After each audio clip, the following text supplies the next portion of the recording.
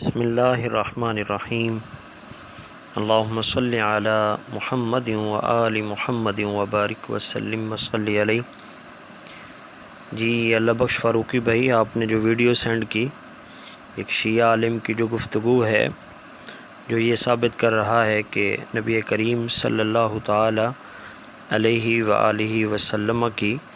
4 بیٹیاں نہیں تھی بلکہ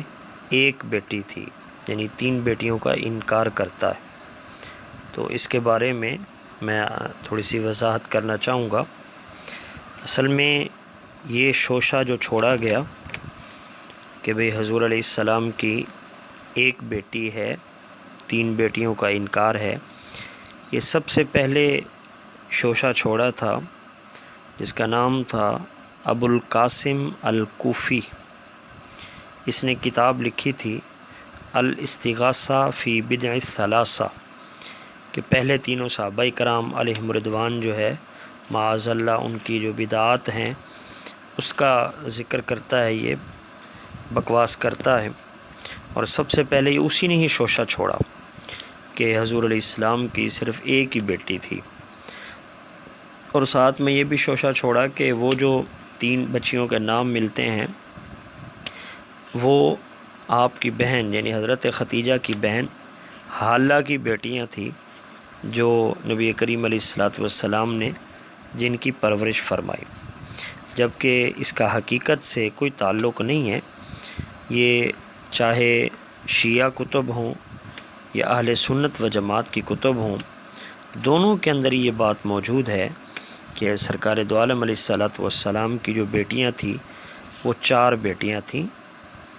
میں یہ بطور حوالہ، چونکہ یہ شیعہ ہے تو اس کے سامنے اہل سنت کی کسی کتب کا حوالہ دینا یہ بے فائدہ ہے۔ ان کی اپنی ہی کتابیں ہیں، اور جو کہ ماخذ ہیں ان کے، یعنی مرکزی وہ کتابیں ہیں، امہات ہیں، اصول کی کتابیں ہیں۔ ان میں سب سے پہلے یہ کتاب ہے میرے سامنے، تنقیح المقال فی علم الرجال۔ یہ اس کی 3 جلدیں ہیں، اور یہ تیسری جلد ہے جس میں اس نے نام رکھا ہے فصل فی فضل النساء، کہ عورتوں کی فضیلت کے بارے میں، سرکار کی جو خواتین ہیں ان کے فضائل کے اوپر یہ باب ہے۔ یہ پورا اسی کے بارے میں یعنی کہ یہ بیان ہے کہ اس کا جو صفحہ نمبر ہے وہ 72 ہے اور 73 ہے، جہاں پر سرکار دو عالم علیہ السلام کی ازواج کا ذکر کر رہا ہے، اور ساتھ میں پھر سرکار دو عالم علیہ السلام کی بیٹیوں کی فضائل بھی بیان کر رہا ہے، اور ان کے نام بھی گنوائے کہ حضرت ختیجہ کی سرکار سے جب شادی ہوئی، اور ساتھ میں یہ بھی کہہ رہا ہے کہ سرکار کی اس وقت عمر 21 سال تھی، کیونکہ یہ تاریخ دانوں نے لکھا ہے کہ 40 سال حضرت ختیجہ کی عمر تھی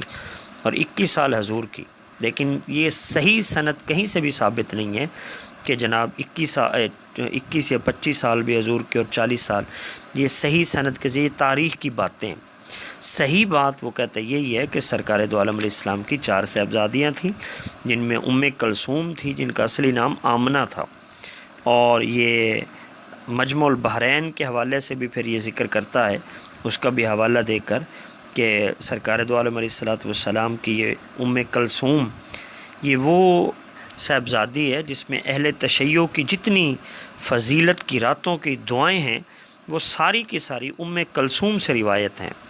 اور پھر یہ کہتا ہے کہ سرکار نے خود دعا دی تھی اللہم صلی علی ام کلثوم، اور حضرت زینب، حضرت رقیہ، یہ سارا ذکر کرتا ہے بی بی فاطمہ کے بارے میں، اور ساتھ میں یہ بھی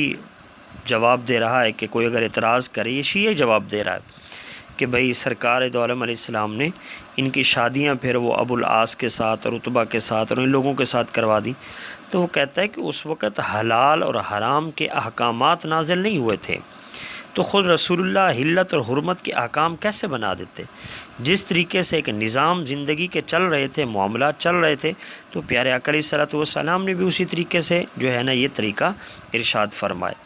اسی طرح ان کی کتاب ہے یہ بہار الانوار میرے سامنے پڑی ہوئی ہے،